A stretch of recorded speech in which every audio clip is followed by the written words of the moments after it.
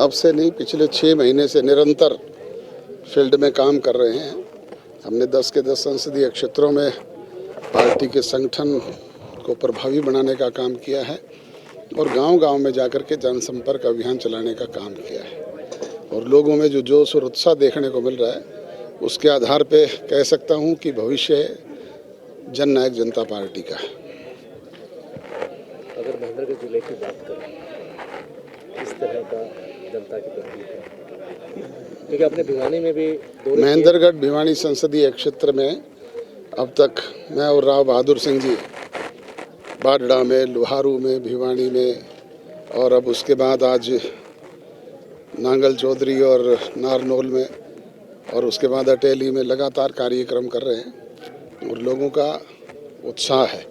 और अब ख़ास तौर पे महेंद्रगढ़ जिला के लोगों को एक पश्चाताप है कि हमने पिछले चुनाव में यहाँ से राव बहादुर सिंह जी को हरा दिया। भिवानी महेंद्रगढ़ के लोगों ने तो जिता करके भेजने का काम किया था और मैं गारंटी से कह सकता हूँ कि वो लोग तो उसी तरीके से अपार जन समर्थन के साथ इनको जिताने का भेजने का काम करेंगे।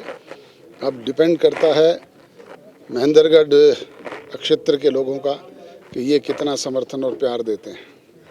जैसे चुनाव डिक्लेयर होते हैं, हर पार्टियों में पार्टियां छोड़कर पार्टियां नई ज्वाइन करने का सिलसिला चल रहा है। जैसे कि राव बहादुर सिंह ने भी कांग्रेस छोड़ के जेजेपी का दामन थामा है, तो इससे कांग्रेस में रहे और तुरंत जेजेपी में आए, तो इससे लाभ हुआ या कुछ नुकसान रहेगा? राव बहादुर सिंह जी जन्मजात हमारी पार्टी के सदस्य रहे।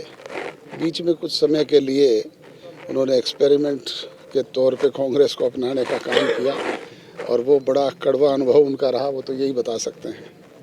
सर, कांग्रेस की जैसे अभी तक टिकटें नहीं मतलब फाइनल, तो क्या लगता है कि मतलब कुछ ना कुछ डरी हुई दिखाई दे रही है? जूती में खीर तो रोज़ बढ़ती है, वो तो आप देखते ही हो। मैं जिस प्रकार से जब राजनीतिक शुरू की और राजनीतिक में न होकर के जिस प्रकार से इस परिवार से मेरा लगाव था और 1996 से लेकर के जिस प्रकार का मेरा अनुभव हुआ, मैं ये कह सकता हूँ कि हमारी पार्टी एक लोकदल पार्टी, जो देवीलाल की जो पार्टी है, वो मैं हरियाणा प्रदेश की नहीं, देश में इतना प्यार और इतना विश्वास नहीं मिल सकता। क्योंकि बीच में मैं वैसे नहीं गया था, मैं कोई परिवार को छोड़ के नहीं गया था, लेकिन बीच में थोड़ी सी परिवार में डिफरेंसेस आया, उसकी वजह से मैं चला गया था, क्योंकि अपने आप में मैं फैसला नहीं ले पाया था। जब आपने कांग्रेस ज्वाइन की उस समय आपने इनेलो पे भी गंभीर आरोप लगाए थे? नहीं, मैंने कभी आरोप नहीं लगाया। एक भी मेरे किसी साथी को मेरे साथ नहीं लेकर गया। कभी मैंने आरोप न तो जेजेपी पे लगाया, न लोकदल पर लगाया।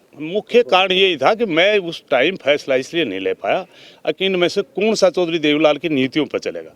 आज मुझे विश्वास है कि दुष्यंत चौटाला चौधरी देवीलाल की नीतियों पर लेकर के जिस प्रकार से प्रदेश में और देश में जिस प्रकार से चौधरी देवीलाल ने नाम किया था, उसी प्रकार से दुष्यंत चौटाला मुझे दिखाई दे रहा है कि फिर एक बार ऐसा दिन आएगा प्रदेश में और देश में बहुत बड़ा नाम करने का काम करेगा। और अगली जो टाइम बचा हुआ है वो दुष्यंत चौटाला के साथ में राजनीति। दुष्यंत जी की नीति बिल्कुल, मैं ये बात कर रहा हूँ कि कांग्रेस ने, हमने 5 साल से बराबर आपके बीच में, आप भी वहीं थे, लाख 1.5 लाख आदमी ला करके जिस प्रकार से, चाहे हमारी बहन आशा हुड्डा आई, चाहे भूपेंद्र सिंह हुड्डा 2 बार आया, चाहे दीपेंद्र हुड्डा आया, कितने लोगों का उद्यम था।